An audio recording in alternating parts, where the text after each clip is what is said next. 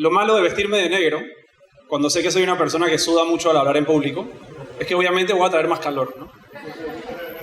Lo bueno es que no tanta gente lo va a notar porque estoy todo de negro. ¡Qué ironía! ¡Qué ironía estar casi a finales del año 2019, a la puerta de entrada del año 2020, y que de todas las cosas increíbles que hemos descubierto sobre este planeta, que hemos encontrado, averiguado y entendido sobre este universo, todavía, quizá una de las cosas que menos comprendemos, tanto a nivel personal como a nivel social, la llevamos todo el día con nosotros aquí dentro. O mejor dicho, aquí dentro. Cifras para corroborar lo que estoy diciendo, hay muchas. Probablemente les comparta unas hoy. Pero mi evidencia favorita está en nuestro lenguaje jovial, nuestro lenguaje cotidiano, en la manera que a veces nos expresamos sobre nuestras sensaciones, nuestros sentimientos. ¿Cuántos de nosotros no usamos este emoji cuando hablamos de amor? ¿No? Sabiendo perfectamente, realmente, que no es el corazón quien manda en cuestiones del amor, en cuestiones de sentimientos. Ya tenemos la data para saber que el órgano que está involucrado en esto principalmente es el cerebro. Y es así. Creo que queda en evidencia un poquito. No es para menos. Hoy voy a hablar del cerebro definitivamente. Y supongo que también Mariana hablará un poquito de eso. Pero no es para menos realmente cuando hablamos de este enigma del cerebro. Con más de 80.000 millones de neuronas, con posibles 1 billón de conexiones. That's a trillion. No es a billion, it's a trillion possible connections. Solamente aquí entre nuestras orejas. Con alrededor de 70.000 pensamientos al día que fluyen aquí sin ser invitados. Está claro que el cerebro es todavía nuestra gran caja negra por descifrar como seres humanos. No queda ninguna duda, al menos en mi parecer. Los relatos que voy a comentar hoy surgen de mi experiencia personal, de más de 3 años de estar trabajando, asistiendo, escuchando a otros cerebros en aprietos, y desde luego también el mío. En particular viene de algunas situaciones que agradezco mucho a la vida que se pusieron en mi camino. Usualmente un coach trabaja con personas funcionales, es decir, que tienen una vida estable, no necesariamente tienen un cuadro agudo de salud cerebral y que quieren llegar a un nivel óptimo.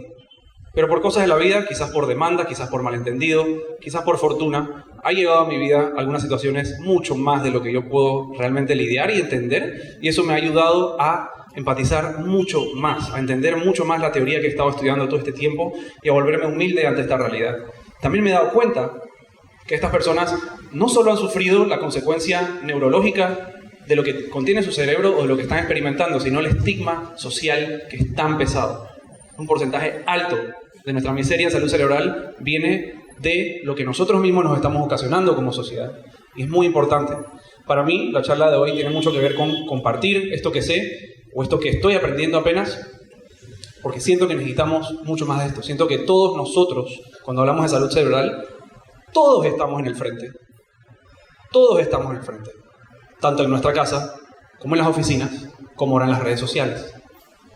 Con una simple encuesta vamos a darnos cuenta de eso. ¿Cuántas personas aquí, por ejemplo, tienen algún familiar que sufre o ha sufrido de adicción? De algún tipo. Pueden dejar la mano arriba. ¿Cuántos de ustedes tienen algún familiar que ha sufrido de depresión? ¿Cuántos de ustedes conocen una persona con algún grado de autismo? ¿Cuántas personas han experimentado o conoce a alguien que ha experimentado bulimia o anorexia? Cuando miramos a nuestro alrededor nos damos cuenta que son más manos las que están diciendo que sí. Porque esto no es un problema de afuera, esto es un problema de adentro, que todos estamos compartiendo todos los días. La primera parte de mi charla va a hablar sobre el pasado, sobre cómo le hemos hablado al cerebro a través de la historia, a través de los siglos, y qué podemos deducir, qué información podemos obtener de ello. La segunda parte de mi charla va a hablar sobre nuevas formas que estamos encontrando para hablarle al cerebro.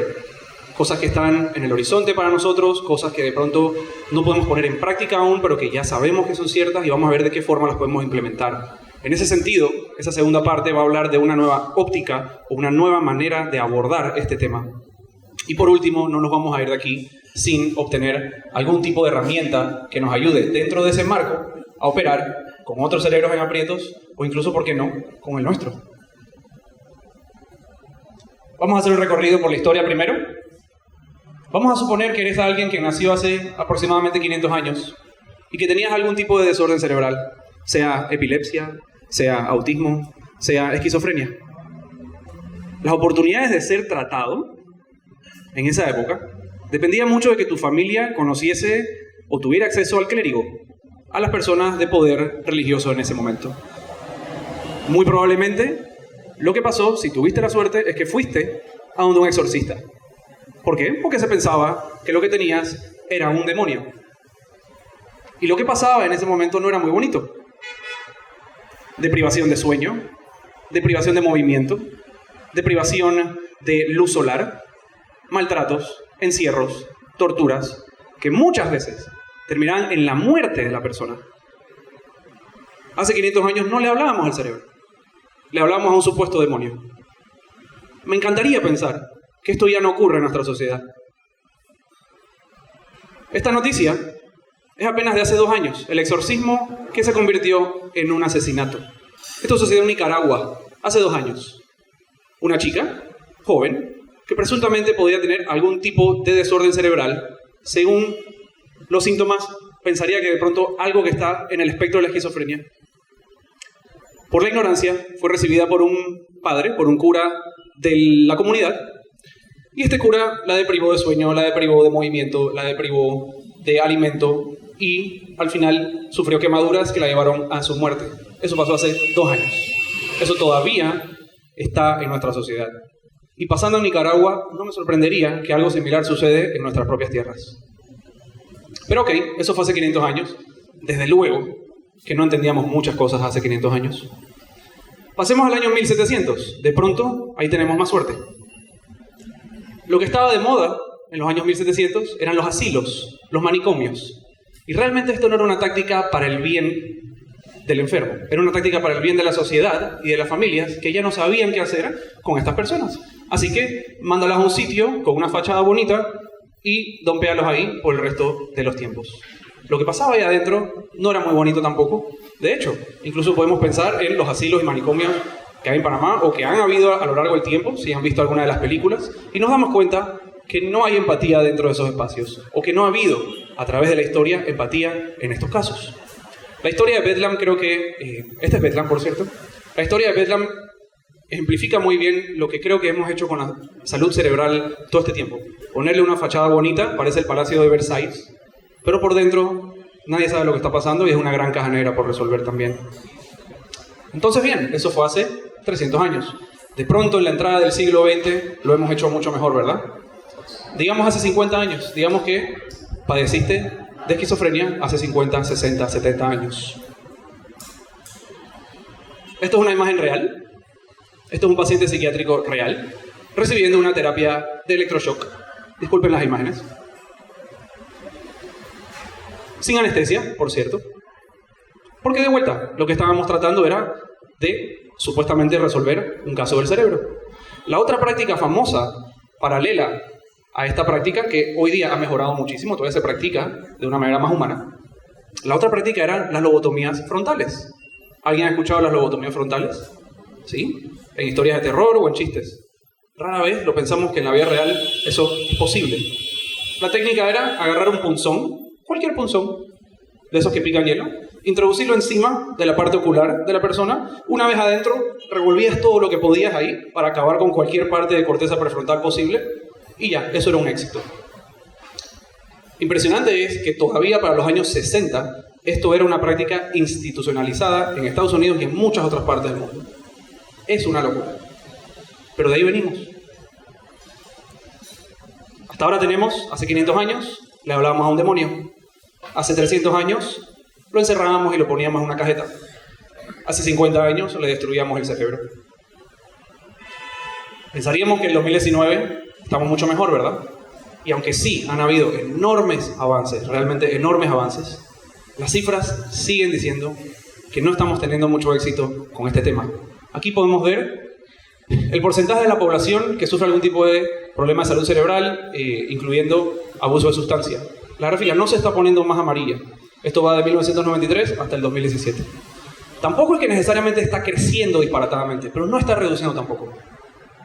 Definitivamente hay algo que está pasando con esto. Nos movemos acá y vemos porcentaje de la población con desórdenes de ansiedad. Tampoco se está poniendo más amarilla, se está poniendo más verde cada vez. ¿Cierto? En Estados Unidos hay aproximadamente 38.000 suicidios al año. Eso es el doble de lo que hay homicidios. En palabras de Ray Hernández, que hace poco en otra charla habló de esta estadística, estadísticamente en Estados Unidos, la persona más peligrosa para tu salud eres tú mismo. Es una locura. Y esto está pasando todos los días, a cada momento. Dice la Organización Mundial de la Salud que 1 en 7 personas sufre o sufrirá algún tipo de desorden cerebral en el transcurso de su vida. Las cifras son realmente alarmantes. Y de vuelta, no quiero demeritar que ha habido mucho avance. Pero las cifras todavía no nos están ayudando a entender qué tipo de avance es ese. Ahora, estamos en 2019 y claro que hemos hecho avances en la medicina. Un gran ejemplo de ese es el corazón. Pensar en sanarse del corazón hace 80 años era bastante difícil. Todavía sigue siendo la principal causa de muerte en el mundo, pero hoy día mucho mejor. En Estados Unidos ha habido una reducción del 63% en el número de muertes por enfermedades cardiovasculares. Eso es un enorme avance, una gran noticia. En Estados Unidos, alrededor de 1 millón de personas en Estados Unidos se curan de enfermedades cardiovasculares. Personas que iban a morir son salvadas cada año, 1 millón de personas. Han habido muchos avances, pero uno de los más importantes, uno de los fundamentales que realmente ayudó a que todo esto se impulsase fue el descubrimiento de los electrocardiogramas. Entender cómo podemos ver un corazón desde adentro y tratar la enfermedad desde el órgano correspondiente, entendiendo que es biología y que se refiere al corazón. Y entendiendo el corazón más hábilmente, hemos podido entonces avanzar. El tipo que inventó los electrocardiogramas ganó un premio Nobel en 1924. ¿Saben quién ganó el premio Nobel de la psiquiatría en a mediados del siglo XX? El tipo que inventó las lobotomías. Qué locura, ¿no? En fin. ¿Qué podemos aprender de ese tema del corazón?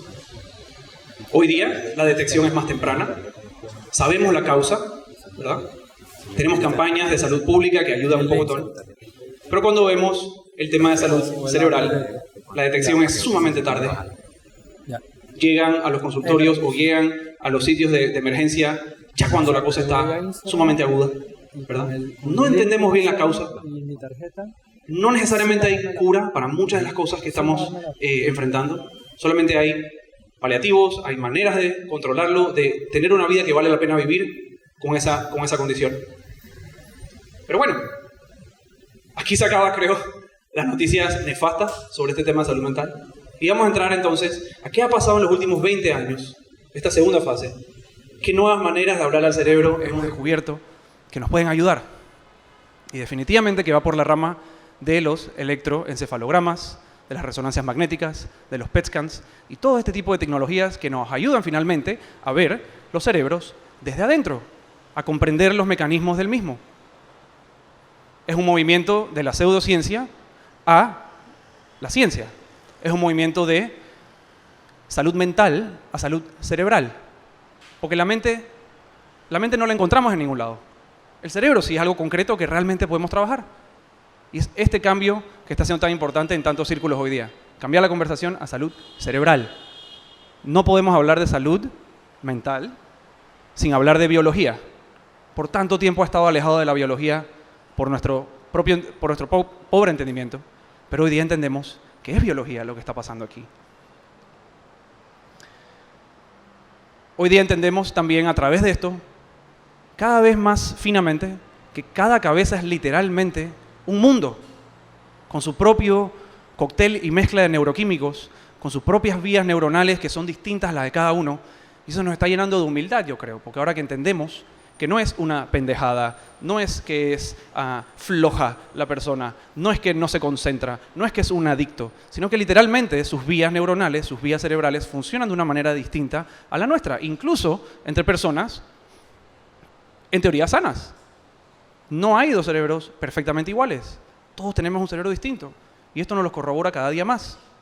Sabemos, por ejemplo, que el cerebro de una persona en depresión puede tener muchas variables, incluso dentro de la misma enfermedad, porque sabemos que es una especie de espectro.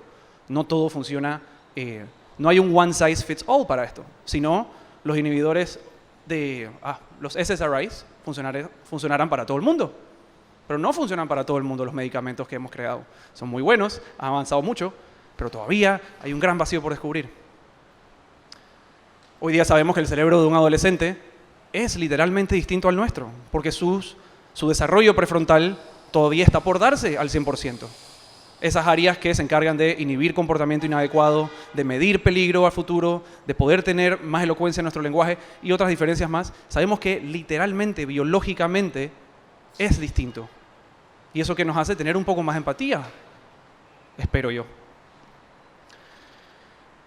El cerebro es importante, es sumamente importante, pero también hay que entender cuáles son las fuerzas que determinan el outcome de un cerebro.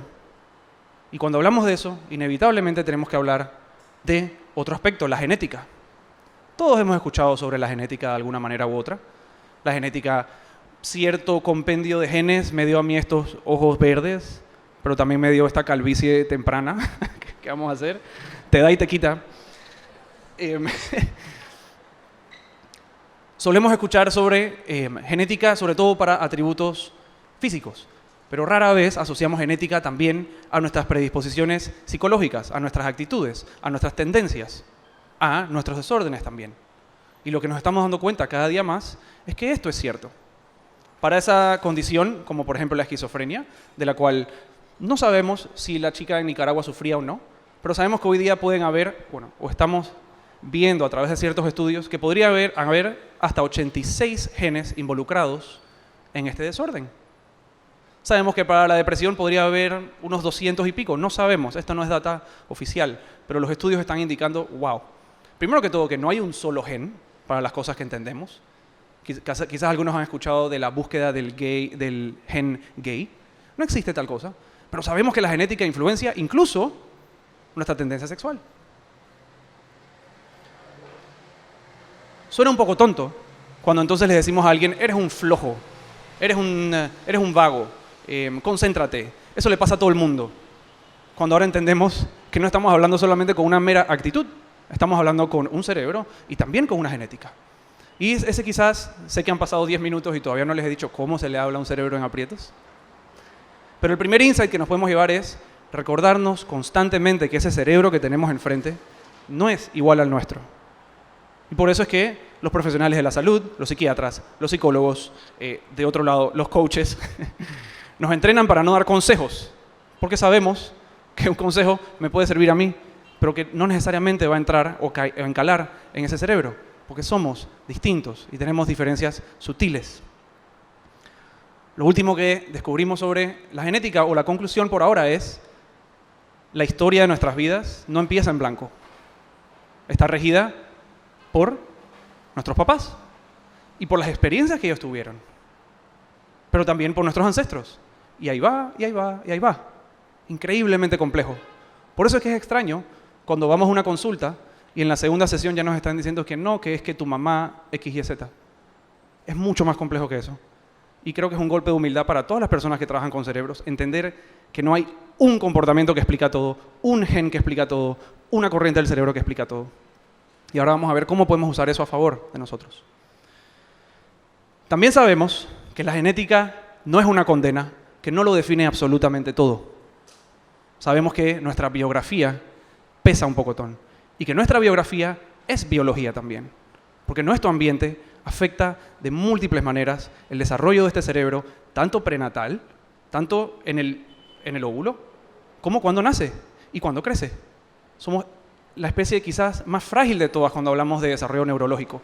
¿Quién ha visto una jirafa o un animal de la selva nacer? O sea, eso sale de ahí y eso ya está caminando, ya está andando y ya está haciendo lo que sea. Nosotros somos extremadamente frágiles, necesitamos un pocotón de apoyo y de soporte y acompañamiento. Y eso determina un pocotón también de nuestro posible outcome. Y es importante tomar en cuenta eso cuando hablamos con una persona. No solo es un cerebro distinto, con una neurología distinta. No solo es una genética distinta, porque lo es, pero también es una biografía distinta. No podemos jugar a ser adivinos, porque no lo sabemos todo todavía. Solo para explicarles un poquito de la complejidad, todos nosotros tenemos alrededor de 20.000 genes, ¿sí? Con pequeñas mutaciones, variaciones, que aunque son pequeñas, significan un mundo de diferencia. Pero no solo eso, sino que hay aproximadamente 1 millón de posibles interruptores de on and off o de cierto grado que hace de este juego algo increíblemente hermoso realmente, porque todos somos diferentes de nuestra propia manera, pero al mismo tiempo increíblemente complejo y difícil de descifrar. Les voy a poner un par de ejemplos y hago un disclaimer. Yo lo que sé de genética no es mucho y no pretendo que salgamos aquí aprendiendo de genética ni de epigenética, pero es este lente sobre el cual podemos empezar a ver el mundo más a menudo cuando tenemos un cerebro en aprietos enfrente nuestro o nuestro propio cerebro. Una de las cosas que recomiendan mucho hoy día es cada uno hacer su árbol genealógico de salud cerebral. ¿Qué tipo de desórdenes había del lado de mi mamá? ¿Qué tipo de desórdenes había del lado de mi papá? ¿Cómo podemos trazar esto para tener un mejor entendimiento de cómo estamos partiendo en esta carrera? Un ejemplo es el gen D2, receptor dopaminérgico. Dopaminérgico quiere decir que es un gen y un grupo de genes que están involucrados en la regulación de nuestra dopamina. ¿Alguien ha escuchado sobre la dopamina en algún momento? Es un gen, es un neurotransmisor con un poquito de reputación extraña porque con todo lo que se asocia es como adicción o no adicción, el sistema de recompensa dentro del cerebro, pero sabemos que también está involucrado en el aprendizaje, en la memoria, en la motivación. Y a veces me hago esa pregunta. Cuando me han llegado estos casos que van muy por encima de lo que yo puedo entender, un coach supuestamente, aunque esa no es mi definición, se dedica a motivar a los demás. Pero ¿cómo tú motivas un cerebro que no tiene el mismo cableado dopaminérgico que tú? Que no va a sentir ese mismo nivel de recompensa que tú por salir a tomar sol o a darse una vuelta en el Parque Omar. Es increíblemente humbling lo que nos encontramos cuando entendemos esto de mayor profundidad. Todos nosotros tenemos este gen y otros genes relacionados a la dopamina, algunos con distintas mutaciones genéticas. Se piensa o se ha encontrado, por ejemplo, en apostadores compulsivos, en personas con esquizofrenia, regulaciones y malversaciones, por así decir, de este gen. Pero sabemos que tener una mutación de este gen no significa todo. Es mucho más probable que desarrolles algún tipo de patología si vives en una ciudad donde, por ejemplo, los casinos son legales. No sé, de pronto. O si tu papá era alcohólico. O si a los 13 años estuviste en una situación en la escuela donde te presionaron a fumar marihuana para quedar bien con otra gente. No sabemos, el juego es bastante infinito. Pero sí estamos viendo esta relación constante que hay entre genética y ambiente, este concierto que a veces es muy armonioso, pero a veces también sumamente caótico. Pueden que haya personas que tengan problemas de adicción que no necesariamente tengan una malversación en ese gen. Así como hay personas que tienen una modificación de ese gen y estuvieron expuestos a situaciones difíciles y no desarrollaron eso. Entonces, no hay como una sola respuesta para esto. Otro gen increíblemente fascinante es el gen MAO-alfa. Este gen se ha encontrado en muchas personas que repiten comportamiento antisocial. Quizás asesinos, ladrones, violadores, de pronto ni siquiera en cosas tan agudas como esas, pero lo hemos encontrado en comportamiento criminal. Ahora, los chances de que seas un criminal no solo dependen de que tengas una mutación en ese gen, sino de qué tanto abuso recibiste antes de los 10 años de edad. Es una locura. Charles Manson, Ted Bundy, Ed Kemper, todos estos, Adolf Hitler, todas estas personas sabemos que tuvieron infancias desastrosas, pero de terror. No sabemos si tenían el gen, pero sabemos que el ambiente influenció muchísimo su vida. Ahora, ¿cambia nuestra perspectiva cuando les hablo de un asesino en serie como esos que he hablado? ¿Que en realidad había una predisposición genética probablemente? ¿Que tuvieron un ambiente totalmente feroz y violento en su niñez? ¿O simplemente es otra bestia más de la sociedad que confinamos a un rincón? No estoy pidiendo que no haya justicia por estas personas. Definitivamente estamos llegando tarde a la cita. Pero podemos entender esto desde otra dimensión, yo creo. De vuelta, hay personas que han sido abandonadas antes de los 10 años y que capaz tienen la mutación del gen y no mataron a nadie, no hicieron ningún tipo de comportamiento como este. Es increíblemente complejo y eso es parte de lo que yo quiero comunicar el día de hoy. Es complejo. Lo otro que nos da a entender esto es que todos somos parte de esta increíblemente compleja lotería genética. ¿Quién aquí eligió dónde nacer? ¿O en qué barrio? ¿O con qué padres? Nadie. Absolutamente nadie. A menos a que seas budista y crees que estás eligiendo tu destino constantemente. Pero realmente, de lo que sepamos, nadie elige. Es que tanto somos productos de nuestras circunstancias.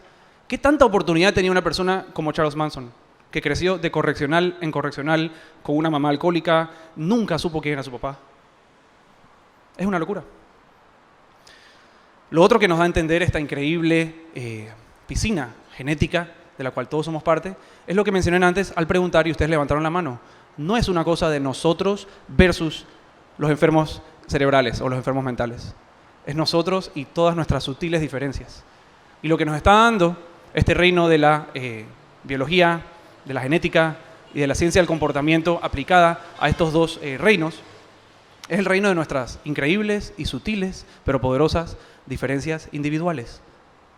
Todos estamos aquí compuestos de sutiles diferencias individuales, cosas que de pronto más tarde vamos a poder entender un poquito a nivel de autenticidad, porque todos tenemos algo distinto que traemos a la mesa. Lo otro que queremos entender con este tema de las diferencias individuales es que sí, somos parte de esta misma piscina genética y que realmente estamos atados constantemente y somos interdependientes en este caso.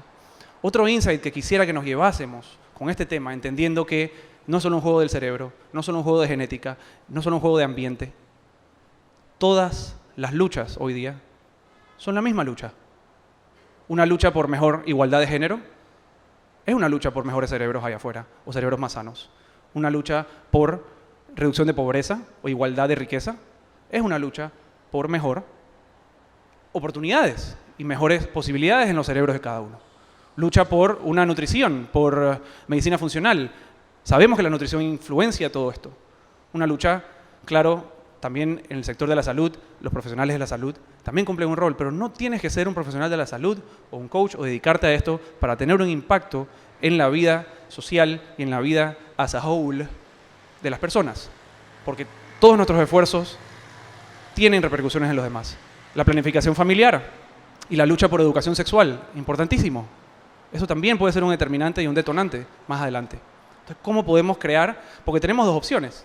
Podemos esperar a que la ciencia y la genética encuentre todos estos posibles switches de este millón de combinaciones y podemos atacar estas enfermedades a tiempo simplemente cambiando un switch. Que creo que va a poder pasar, quizás en 100 años, no sé en cuánto tiempo. Pero mientras tanto, podemos empezar a crear una sociedad con un ambiente donde las personas puedan crecer, que aunque tengan una predisposición genética, eso no sea una condena en sus vidas. Ahora bien, con ese marco, con ese entendimiento de otro cerebro cuando lo tienes enfrente, me gustaría introducir la técnica más sencilla, muy natural en el ser humano, pero que por sencilla no debe ser juzgada como fácil. Y esta es la técnica de la validación. Validar las experiencias de los demás, entendiendo que son distintas. Validación es el camino hacia la empatía. Y verdadera empatía tiene que ver con entender que si tú fueses esa persona, con esa misma genética, con esa misma biografía, en ese mismo entorno, probablemente serías igual a esa persona. Y eso nos llena de humildad y nos llena de ¡wow! Validación es comunicarle a la persona que tienes enfrente que sus ideas y pensamientos tienen sentido. Que tienen sentido. Y que son comprensibles dentro de su contexto o situación de vida actual. Es aceptar activamente a la persona y comunicarle esta aceptación a la persona. Es tomar en serio las respuestas de la persona y no descartarlas o trivializarlas. Todos aquí hemos caído en, eso le pasa a todo el mundo. O, hey, todo el mundo tiene problemas. Todo el mundo tiene problemas, pero no todo el mundo tiene los mismos problemas, ni los experimenta de la misma manera. De vuelta, esto es un regreso a la humildad constante. Entonces, bien, vamos a hablarles de algunas de las cosas que puedo compartirles sobre la validación. La validación, sobre todo, fue expuesta y avalada científicamente gracias a los esfuerzos de muchas personas probablemente, pero se habla mucho de Marshall Linehan y la creación de la terapia conductual dialéctica, un método muy efectivo hoy día que conocemos para algunas enfermedades o algunos trastornos, y que nos ayuda a practicar aceptación de lo que está ocurriendo incluso en esa persona. No significa validar que hacer un acto antisocial está bien, pero que de pronto la causal de ese acto antisocial en la cabeza de esa persona tenía algún tipo de sentido. ¿Es posible? Entonces, bien, ¿con qué empieza la validación? No es sorpresa que toda comunicación efectiva empieza con escuchar. Todo el mundo nos dijo en la escuela, escucha, pero nadie nos enseña cómo se escucha. Y la escucha activa es un don. Es más, si de todas las cosas que muestro solamente podemos aprender a escuchar con atención, yo creo que ahí estamos ya resolviendo muchas cosas. La atención plena significa no tener el celular contigo mientras hablas con la persona. ¿Cuántos aquí que tenemos parejas no nos pasa todo el día tratando de hablarle a la persona y está con el celular ahí? Eso es comunicación y eso nos está demostrando a nosotros que no estamos siendo escuchados, que no le hagan nada por favor a su pareja, que yo también lo hago. Es increíblemente difícil. Y si estoy hablando de esto es porque es un reto enormemente difícil.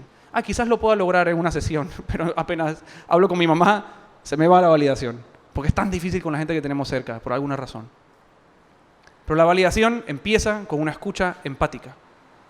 El desarrollo de una atención plena, practicar mindfulness, seguramente que nos puede ayudar a desarrollar un mejor foco de atención. Pero si eso no es posible, una estrategia que nos enseñan es cada cosa que la persona está diciendo, tú repítetela en la cabeza. Llevo unos meses bastante agobiado, no me siento como yo mismo, siento que no estoy dando la talla. Bueno, atención plena y validación consiste en dejar a un lado mi biografía, dejar a un lado mi historia y mi agenda y sumergirme en el mundo de esa persona. Prestarle mi cerebro por un momento y llenar mi universo de su universo, como sale en la imagen. Esa persona lleva meses mal, esa persona siente que tal, ¿verdad? Eso es una práctica que todos podemos implementar. Terapeutas, no terapeutas. Los terapeutas, no sé si me voy a llamar terapeuta, pero tenemos increíbles desafíos con la validación.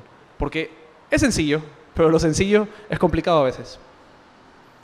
El segundo paso que podemos practicar es el parafraseo. Y el parafraseo parte de la idea de que para que esa persona se sienta entendida, esa persona me tiene que decir a mí que de hecho se sintió entendida. Y no yo presumir que la he entendido. Entonces, me repito las palabras que esa persona me está diciendo y yo se las tiro para atrás en mi propio idioma.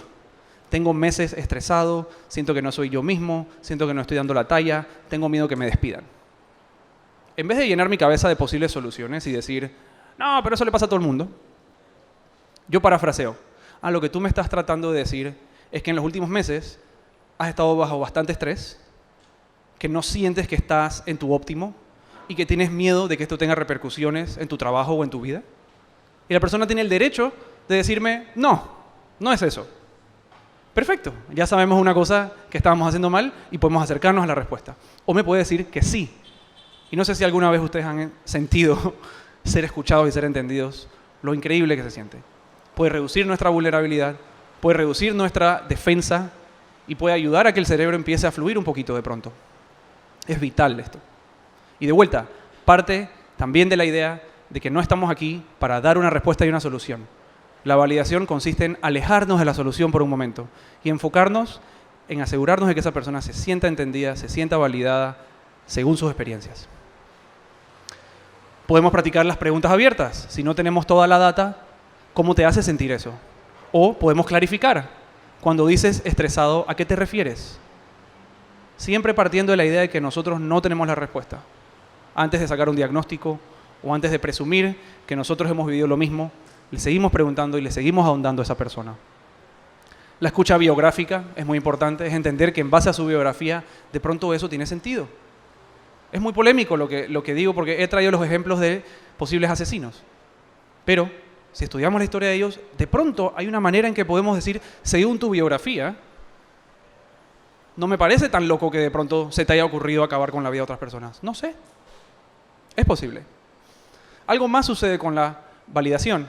es que estamos practicando empatía, que es la capacidad de poder nosotros ponerlos en los zapatos de otra persona, intentar sentir cómo esa persona siente y tratar de ponernos en su universo. Pero no siempre eso es posible, porque la situación que tenemos enfrente no siempre es algo con lo que nos vamos a relacionar. Si estamos hablando con alguien que tiene un trastorno psicótico y siente que van a venir unos aliens en cualquier momento, quizás no podemos empatizar con esa idea, pero podemos practicar la simpatía, que no es mala, es positiva. Y existen vías neuronales en el cerebro que potencian la simpatía también. Y eso se trata de, siento por ti. Puedo compartir tu dolor, aunque no lo entienda. Y eso también es poderoso. Y por último, el reconocimiento, que es rectificarle a esa persona que tiene sentido, en base a su experiencia, que de pronto se sienta de esa manera. No que está bien, no que es correcto, pero que tiene sentido de pronto, ahora que te escucho, que te sientas de esa manera, aunque no tenga sentido para mí. Entonces, estas son las herramientas que quería compartirles el día de hoy y recordándoles una vez más, esto es mi definición, no es una definición clínica, pero empatía verdadera es saber que si tú fueses esa otra persona con su mismo entorno, sus mismas experiencias y su misma genética, tus acciones, emociones y pensamientos probablemente serían igual a los de esa otra persona. Una cosa más que quería dejar el día de hoy. Sí. No debemos seguir hablando de psicología sin hablar de biología. No hablamos de ningún otro problema en el organismo fuera de la biología, porque dejamos los problemas de salud cerebral fuera de la ecuación. Lo otro, todos estamos en el frente. Estas herramientas deberían ser compartidas para todo el mundo, porque todos tenemos una persona o en casa, o nosotros mismos, o en las redes sociales, que está atravesando algo. Y por último, pues, muchas gracias.